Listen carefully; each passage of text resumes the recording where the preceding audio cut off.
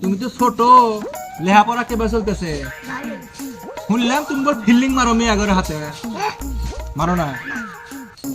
বড় লাগ না এই যে 10টা টাকা নাও, দোকান থেকে একটা স্টার সিগারেট এনে দাও।